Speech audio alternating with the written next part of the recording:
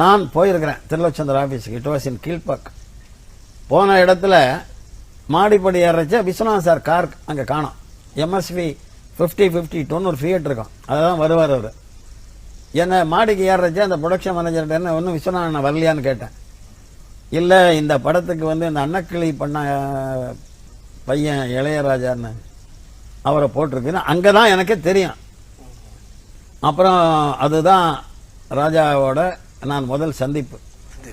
ஒரு 6 மணித்துக்கு முன்னாடி பத்ரகாளின்னு பேர் அந்த படத்துக்கு.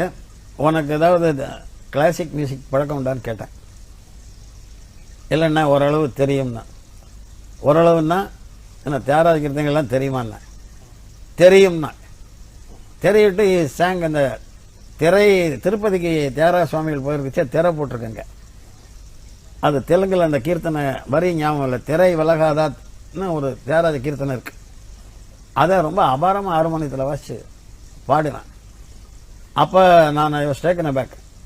இந்த ஆள் ஒரு பெரிய ஆளாக வருவான்றது எனக்கு அப்பவே ஒரு இன்ட்யூஷன், ஒரு மரியாதை ஏற்பட்டு போச்சு. சரி, விஷயம் உள்ள ஆள் தான். அப்புறம் வந்து இந்த பாட்டு பார்த்தேங்க கேட்டாளுங்கன்னு ஒரு பாட்டு வாங்கோன்னா, நீங்கள் அந்த பாட்டு தான் முதல் பாட்டு ராஜா டேயன். அதில் ஒன்றும் சொல்ல போனால் இந்த வாங்கோன்னாங்கிற ஃப்ரேஸே ராஜா பாட்டு டியூனில் கிடையாது. அந்த பாடி முடிச்சுட்டு பல்லவி அதோட முடிஞ்சு போச்சு. கொஞ்சம் ரொம்ப பிராமணிக்கல் டிஞ்ச் இருக்கலாமேன்னு நான் தான் ராஜா கிட்ட வாங்குவோன்னான்னு சேர்த்துக்கலான்னு சொன்னேன். நான் சொன்ன உடனே ரொம்ப இன்டெலிஜென்ட்டாக அதை that is the first beginning with him. But பெரிய ஆளாக வருவாங்கிறதுக்கு ஒரு சகுனம் அப்பவே தெரிஞ்சது. ஏன்னா வாங்க ஒன்னான்னு கூப்பிட்டது நீங்கல்ல.